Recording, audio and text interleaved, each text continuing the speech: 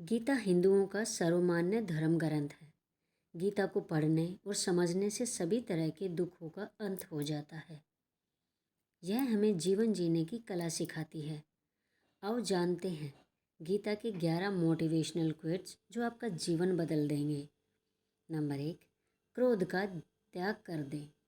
क्रोध से मनुष्य की मति मारी जाती है, यानी मूड हो जाता है, जिससे स्मृति भ्रमित हो जाती है। स्मृति भ्रम हो जाने से मनुष्य की बुद्धि नष्ट हो जाती है और बुद्धि का नाश हो जाने पर मनुष्य खुद अपना ही का नाश कर बैठता है। नंबर 2, मृत्यु से भी बढ़कर है मृत्यु का भय। न कोई मरता है और न ही कोई मारता है, सभी निमित्त मात्र हैं। सभी प्राणी जन्म से पहले बिना शरीर के थे, मरने के उपरांत वे बिना शरीर वाले हो जाएंगे। यह तो बीच में ही शरीर वाले देखे जाते हैं, फिर इनका शोक क्यों करते हो? कोई भी अमर जड़ी खाकर पैदा नहीं हुआ है। कोई जल्दी मरेगा तो कोई देर से।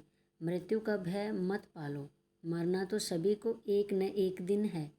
जो बना है वह फना है। नंबर 3, आत्मा अजर अमर है। आत्मा को न शस्त्र काट सकते हैं, न आग उसे जला सकती है, न पानी उसे भिगो सकता है, न हवा उसे सुखा सकती है। जो लोग यह मानते हैं कि मरता सिर्फ शरीर है, आत्मा नहीं, मेरे अपने जो मर गए असल में वे मेरे नहीं हैं, उन्होंने तो देह छोड़ी है, वे कहीं और जन्म लेंगे, ऐसे लोग ही सच्चा मार्ग ढूंढ लेते हैं। नंबर 4, कोई हमारा अपना नहीं है। गीता में श्री कृष्ण अर्जुन से कहते हैं कि हे अर्जुन, तेरे और मेरे कितने ही जन्म हो चुके हैं। आज जिसे तू अपना समझ रहा है वे पूर्व जन्म में तेरे नहीं थे। मेरे और तेरे बहुत से जन्म हो चुके हैं। मैं उन सभी जन्मों के बारे में जानता हूँ, लेकिन तू नहीं जानता। नंबर 5, कर्मवान बनो, आस्थावान नहीं। कर्म पर ही तुम्हारा अधिकार है, लेकिन कर्म के फलों में कभी नहीं। इसलिए कर्म को फल के लिए मत करो और न ही काम करने में तुम्हारी आसक्ति हो। जिसका मन अपने वश में है, जो जितेंद्रिय एवं विशुद्ध अंतःकरण वाला है और संपूर्ण प्राणियों का आत्मरूप परमात्मा ही जिसका आत्मा है, ऐसा कर्मयोगी कर्म करता हुआ भी लिप्त नहीं होता। कर्मों में कुशलता को ही योग कहते हैं। नंबर 6, नरक का द्वार। काम, क्रोध तथा लोभ, ये 3 प्रकार के नरक के द्वार सर्व अनर्थों के मूल और नरक की प्राप्ति हेतु होने से यहाँ काम, क्रोध और लोभ को नरक का द्वार कहते हैं। आत्मा का नाश करने वाले अर्थात उसको उद्धोगति में ले जाने वाले, अतएव इन तीनों को त्याग देना चाहिए। नंबर 7, व्यर्थ की चिंता छोड़ वर्तमान में जियो। क्यों व्यर्थ की चिंता करते हो? किससे व्यर्थ डरते हो? कौन तुम्हें मार सकता है? आत्मा न पैदा होती है न मरती है। जो हुआ वह अच्छा हुआ, जो हो रहा है वह अच्छा हो रहा है, जो होगा वह भी अच्छा ही होगा। तुम भूत का पश्चाताप न करो, भविष्य की चिंता न करो, वर्तमान चल रहा है। नंबर 8, लगाव ही दुख का कारण है।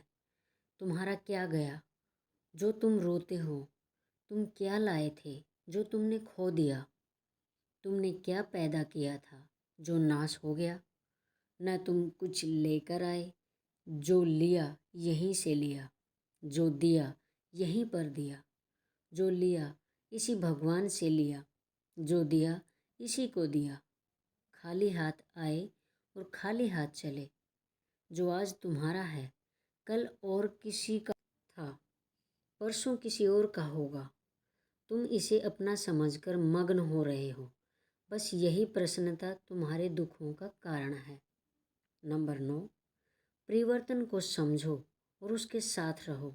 परिवर्तन संसार का नियम है। जिसे तुम मृत्यु समझते हो वही तो जीवन है।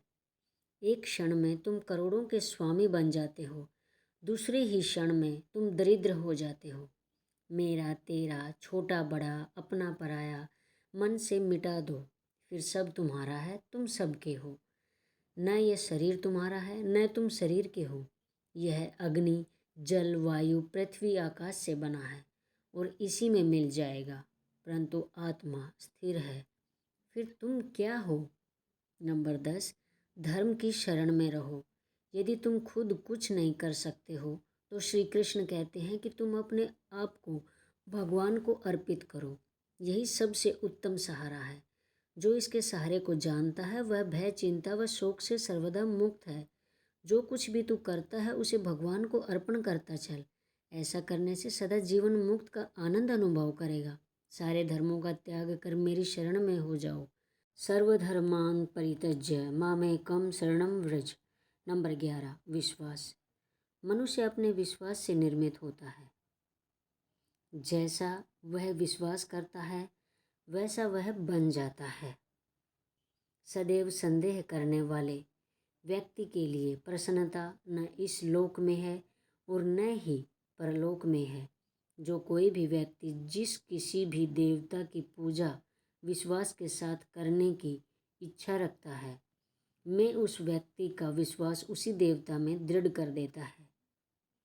जय जय श्री राधे कृष्ण।